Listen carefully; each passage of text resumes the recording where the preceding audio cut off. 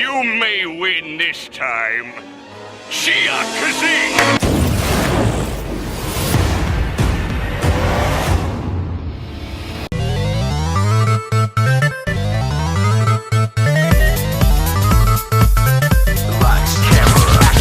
I love Shazam.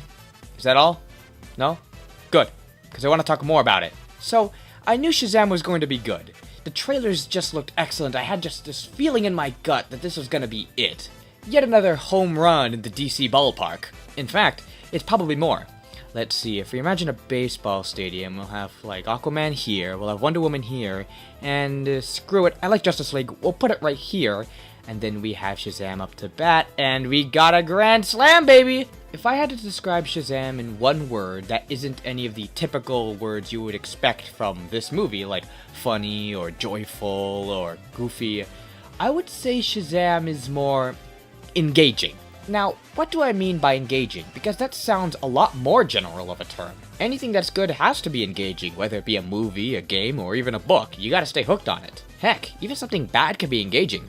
You know I love Venom, and that movie's hot trash. But of course, with all products, there's gotta be a flaw that you have trouble connecting with, a flaw that you find less engaging. You know I love the MCU. It has engaging heroes, it has engaging arcs, and it has engaging jokes. But something I admit is a problem that the MCU has, and it's garnered a bad reputation for it, is its villains. They aren't exactly investing. Only recently that some villains are finally starting to get good. For Shazam, everything's engaging. Every character is engaging, enjoyable, no matter how minor they are. Even the villain, Dr. Zavanna, plays a great thematic parallel to our hero, Billy Batson. And yeah, the story is more or less simple, but I think that's a great thing to have in a superhero movie these days. I like me some complex interwoven plots, but this is very much a breath of fresh air that I think we all need after stuff like Infinity War. Shazam still takes place within the DC expanded universe, but it doesn't dwell too much on it. It dwells on it just the right amount. It focuses less on heroes like Batman or Superman and what they have done, and more about the regular people that live within the world. In a superhero movie, they're basically just the objects that just run away to show how perilous the situation is. This is especially shown in the foster family that Billy is in. We spend just the right amount of time with these people. One's a superhero geek, one's dealing with issues pertaining to her academics, one's just a fun gamer character that makes fun references. Sure, it's a little tropey, but it allows Shazam to have a vibe that's very similar to a movie like The Goonies. Why is it that so many movies I'm seeing nowadays is trying to emulate an 80s feel? Whatever, I'm not complaining. Notice how I'm getting into all these supporting aspects, and I'm not even touching on the big cheese himself, Shazam?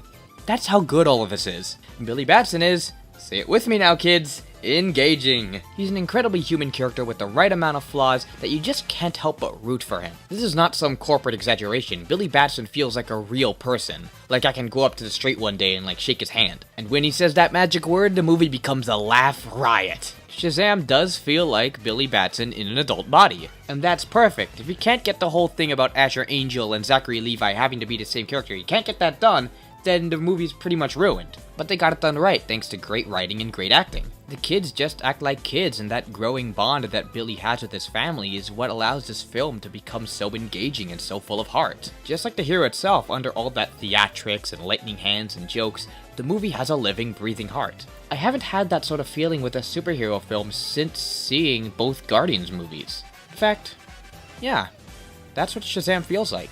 It feels like DC's Guardians of the Galaxy.